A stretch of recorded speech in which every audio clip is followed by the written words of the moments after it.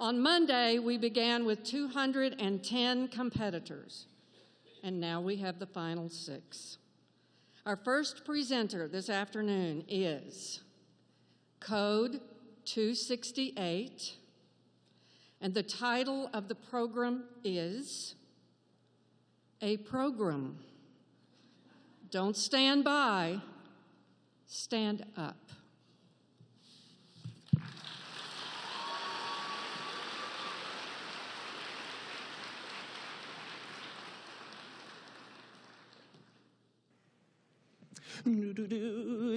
So, I was invited to a party. Keep in mind, I don't really get invited to parties all that often, you know, especially after coming out. You never know if people are gonna accept you or not. But there will be a lot of cute boys there. For instance, the varsity football players, which just... So, of course I go, right? I remember wanting someone to save me. Each night, I curled up like a cold silkworm, just hoping my neighbors wouldn't close their windows again. Okay, so my first semester teaching, I went to all the seminars, learned all the warning signs, and man, was I on a lookout. Mind you, I knew the odds of me actually having a kid who'd shoot up the school were a drop in the ocean. Okay, but you figure in the kids who they're gonna drop out, or they arm themselves, or they abuse. No. Now the odds of having a kid like that are not a drop in the ocean. Oh, it's more like the odds if you turn on the tap, you're gonna get water. But if you can spot trouble before it happens and intervene, you can save lives. Hey, are you going to the party tonight? I heard something epic is going down, so bring your phone so you can film it, all right? See you there. In their research published in the Journal of Personality and Social Psychology, social psychologists Bibb Latagne and John Darley explored the concept of the bystander effect in response to the infamous murder of Kitty Genovese, who was stabbed to death outside her New York City apartment despite the 38 eyewitnesses who heard her cries for help and failed to do anything about it. In their experiments, Latagne and Darley attempted to recreate emergency situations in order to get a reaction from their subjects. And the results were hauntingly similar. While overexposure to violence threatens to numb us from their calls, we must remain cognizant of the most vulnerable of our population. Responding to someone could cost you seconds. Failing to act could cost someone their life. So, using the dramas Gunplay by Frank Higgins, Beauty Mark by Craig Shafer, Is There Life After High School by Jeffrey Kindley, and the poetry books I Love You's Back by Derrick C. Brown and The Year of No Mistakes by Cristin O'Keefe, a program. Don't stand by. Stand up. Yes! Yes! Finally, 5 young conjurers are attempting to communicate with me using a Ouija board. I can finally reveal the identity of my killer. Are there any spirits present here tonight? Yes, young ladies, my name is Craig Swiskowski, and I was murdered. I need your help. Does Trevor like Janet?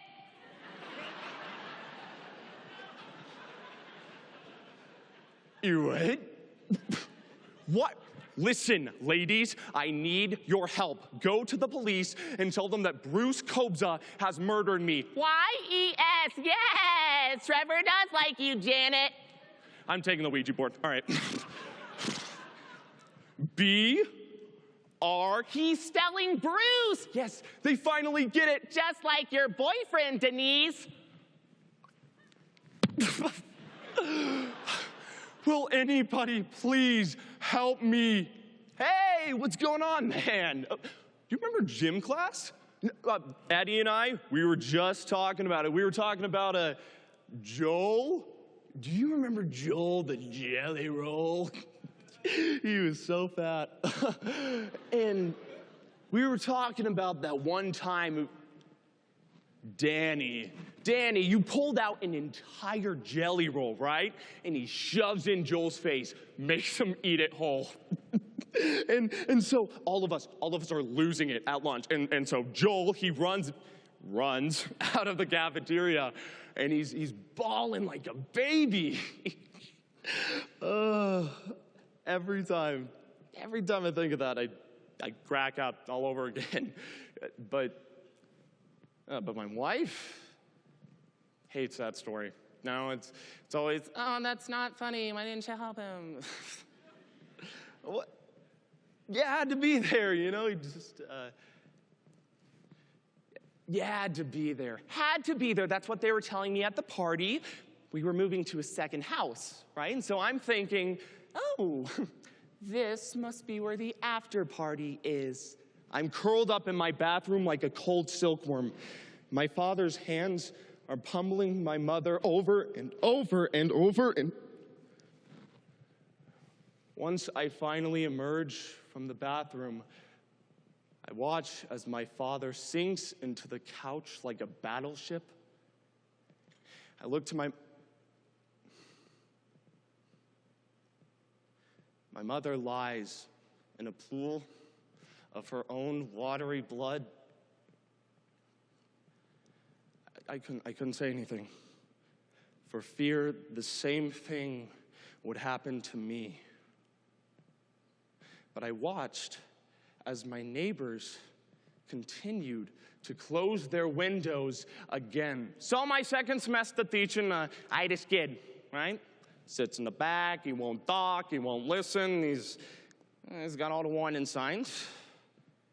Okay, so I'm worried, and I give him after class one day to see what he's been writing, and it's a poem about the alienation, and Jesus, it is bleak. Okay, so now I'm very worried. I call the counselors. The counselors are too busy. I call the parents. The parents are not pleased. The parents call the school board, and they sit in on my class to judge whether or not I'm fit to be teaching?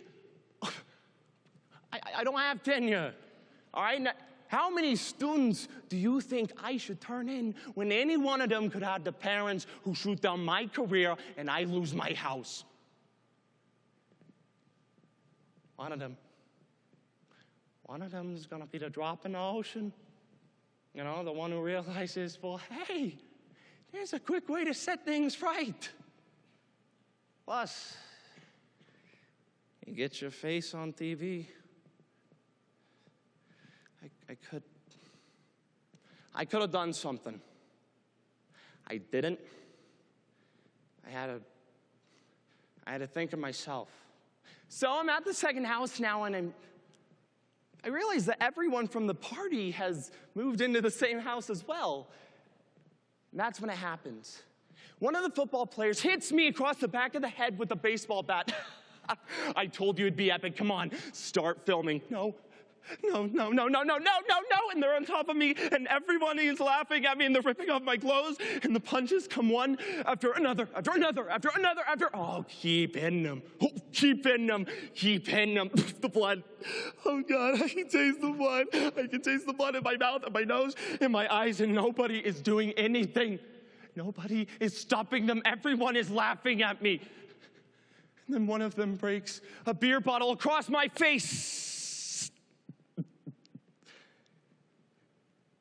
Faggot. I told you it'd be epic.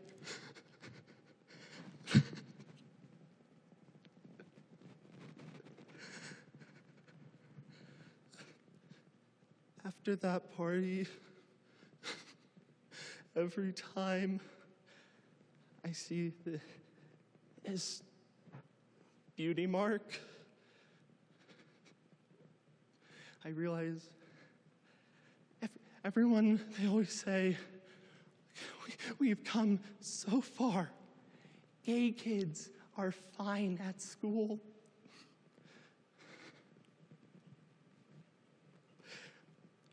Well, we haven't come very far, have we?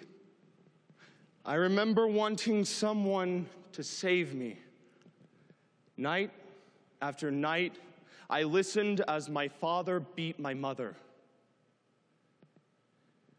I was 9. I could do nothing.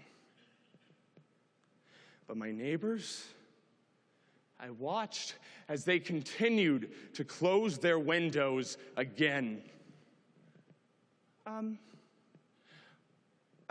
I'm Joel Nyquist. The kids used to call me Joel the Jelly Roll.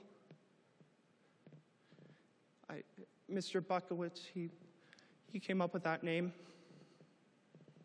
There was one day where at lunch, a boy named Danny, he shoved a jelly roll down my mouth, and so I was running, and I was crying, and they were laughing, but nobody asked how I felt. They didn't care. They just wanted to laugh. I went home that day, and I got a razor out of my medicine cabinet, and I sat on the edge of my bathtub for 3 hours. I was thinking I could kill myself.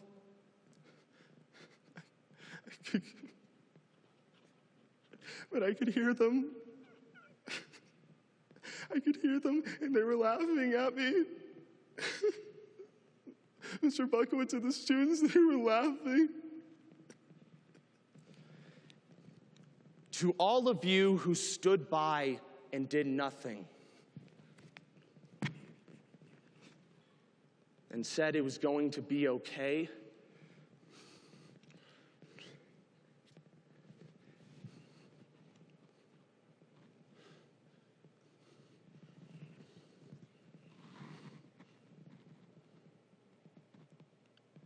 it wasn't.